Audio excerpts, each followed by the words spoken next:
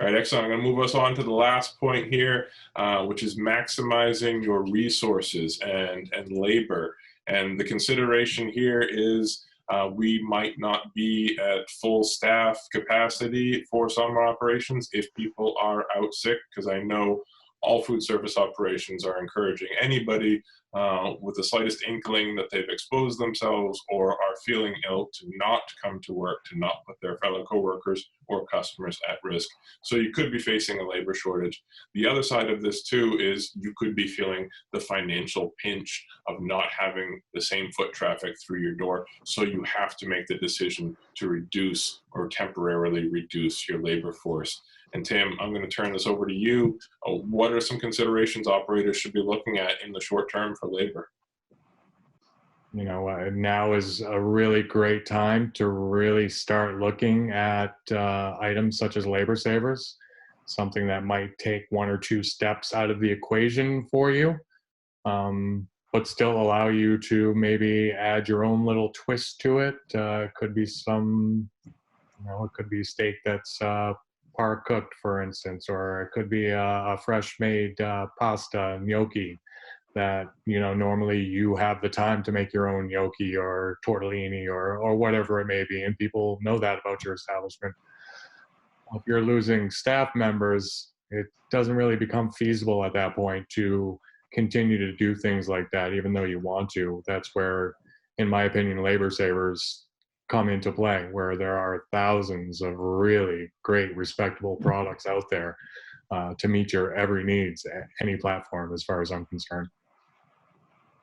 Mike, what do you think? Yeah, and I think things like pre-cut vegetables and some of those items that maybe you wouldn't normally use, you're just not going to have the people maybe to be able to do those tasks. And so when you look at each task that you have in your restaurant, you really need to break it down and say, how can we do this the most efficient as possible? How can we, you know, eliminate steps? And I think it's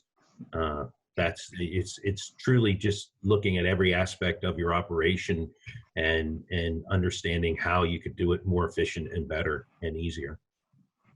One of the things that I know most people are considering when they're feeling the pinch is we don't necessarily want to let folks go, even if temporarily.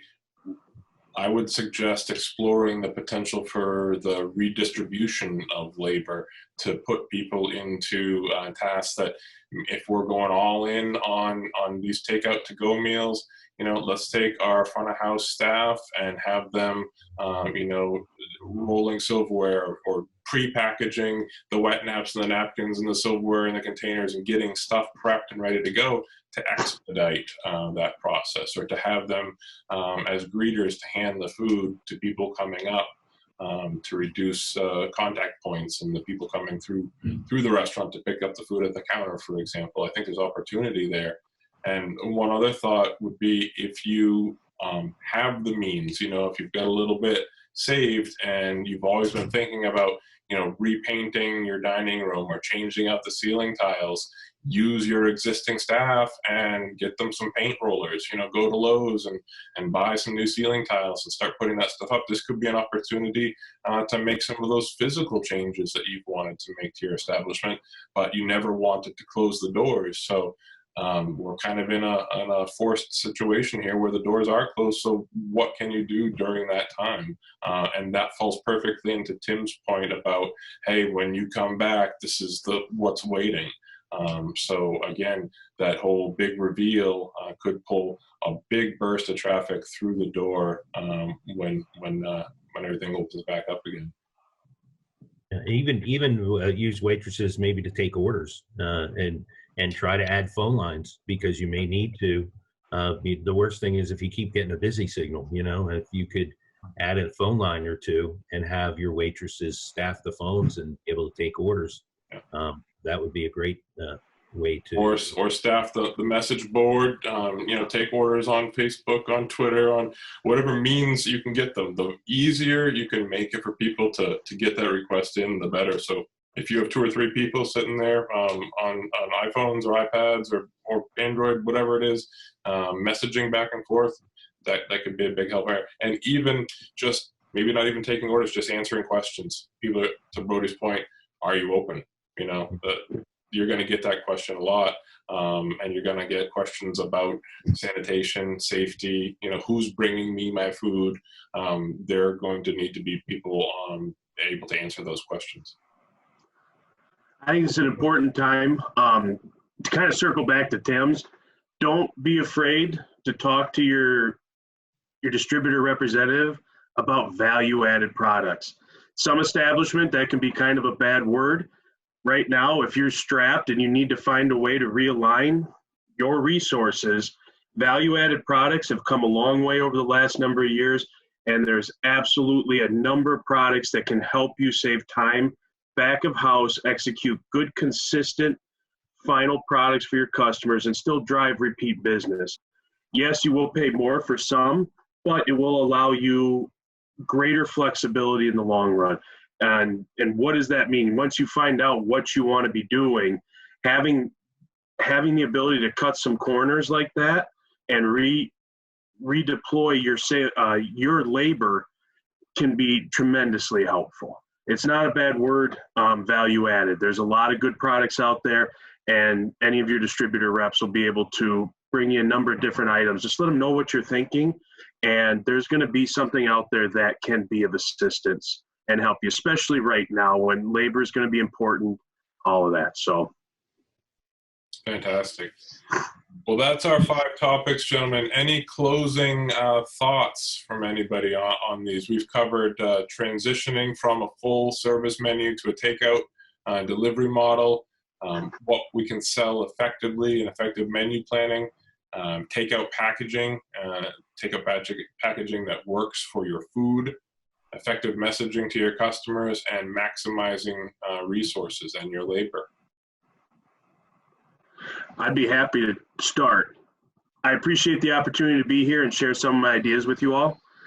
Don't be afraid to be that community resource to help bring normalcy to your people.